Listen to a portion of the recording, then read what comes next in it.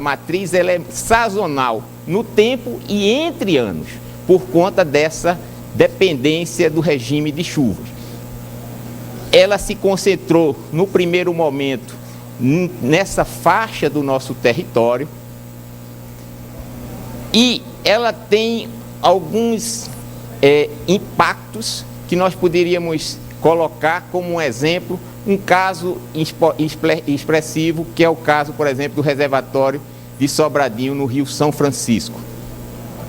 Um grande reservatório construído numa bacia que foi paulatinamente sendo implementada ações de geração de energia elétrica. Nós tínhamos um rio livre, construímos uma primeira hidroelétrica que altera um pouco o regime dos rios, construímos uma segunda hidroelétrica que altera substancialmente o regime do rio. Significava o seguinte: se uma pessoa que, por exemplo, mora numa cidade de Propriá, de outras cidades que ficam ao longo do Rio São Francisco, e não sabiam da construção de hidroelétricas, a impressão que se tinha é que o rio está morrendo. Por quê? Aquelas grandes cheias que todo ano se repetiam, se transformam numa regularização. Então as grandes cheias desaparecem, mas em compensação, os níveis mínimos que todos os anos eram enfrentados, eles param de existir. Então há uma mudança no perfil do rio, que todos os usos começam a ter seus impactos em função dessa mudança do regime do rio. Alguns impactos positivos, como esse que eu falei, da capacidade de regularização do rio, produzindo então mais energia e outros usos para abastecimento, e com alguns impactos também negativos, que é a questão da ictiofauna, que dependia daqueles pulsos de cheias do rio. Próximo. Bom, e esses rios, muitos deles eram navegáveis, como o caso do São Francisco.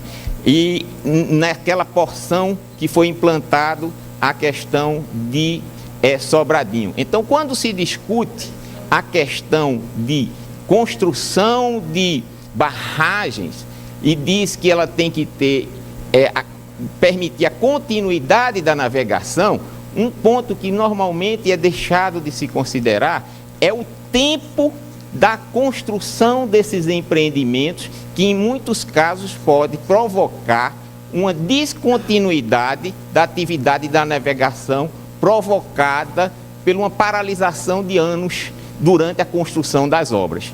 Isso é uma coisa que foi visto, especialmente no caso da região do São Francisco, com a construção de Sobradinho, que, embora com eclusas, passou um tempo para a sua efetivação. Essas são as hidrovias consideradas no plano de viação, onde em muitos desses locais hoje tem obstáculos provocados pela construção de barragens de diversas finalidades. Nas discussões com o setor hidroviário, as questões básicas que são colocadas têm sido o quê? A construção de barragens, sem a inclusão das obras de transposição nos rios navegáveis, se constitui em dificuldades. A construção de barragens nos rios potencialmente navegáveis também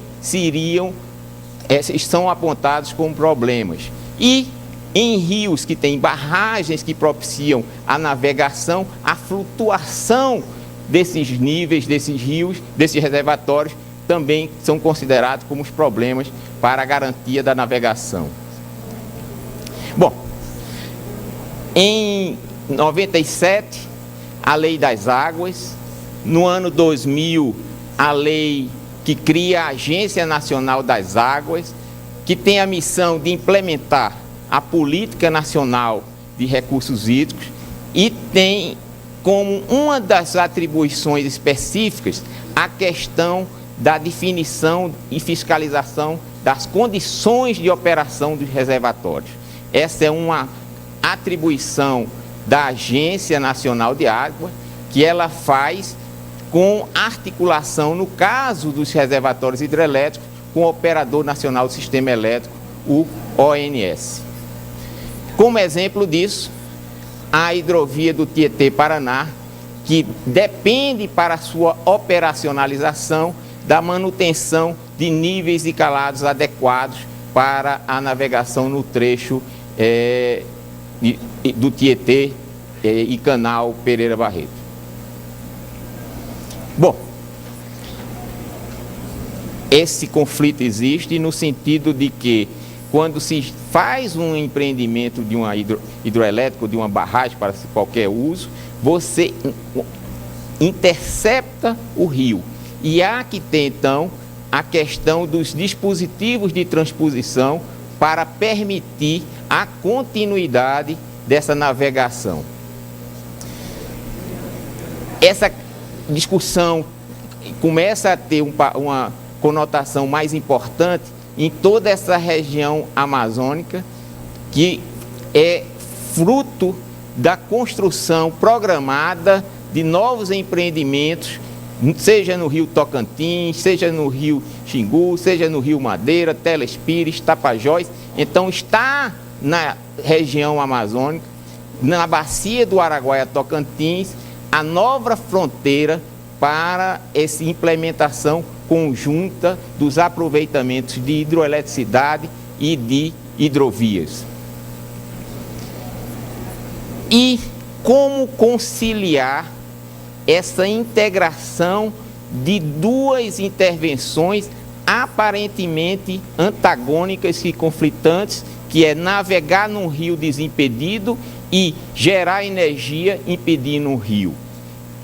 A questão do planos de recursos hídricos, que é um dos instrumentos da nossa política de recursos hídricos. Nós temos vários instrumentos, nós temos a cobrança, a outorga, o sistema de informações, o enquadramento dos corpos d'água e o plano de recursos hídricos.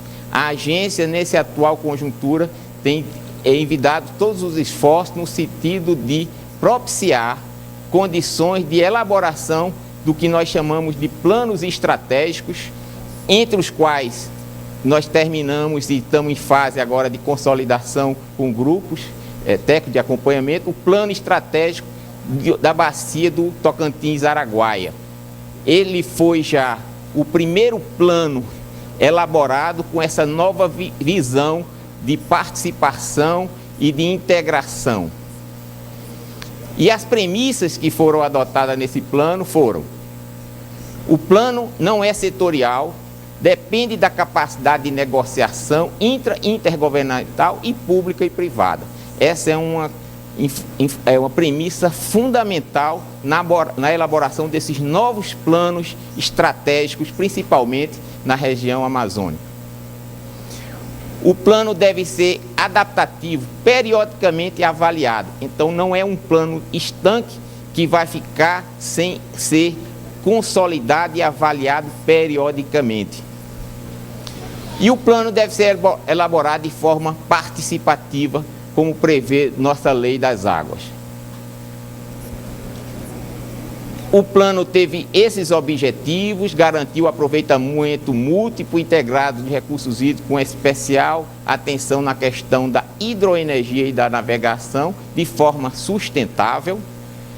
Ele priorizou as ações no horizonte do plano priorizadas foram a construção de empreendimento hidroenergético no rio Tocantins, proteger a bacia do Rio do Sono, proteger o médio curso do Araguaia, concluir as eclusas iniciadas, Tucuru e Lajeado, e a Estreito, simultaneamente com a obra, implantar sistema integrado de gestão de reservatório, visando os usos múltiplos. A Agência Nacional, com isso, com essa estratégia, hoje nós estamos elaborando o plano da margem direita do Rio Amazônicas, segundo essa filosofia de trabalho.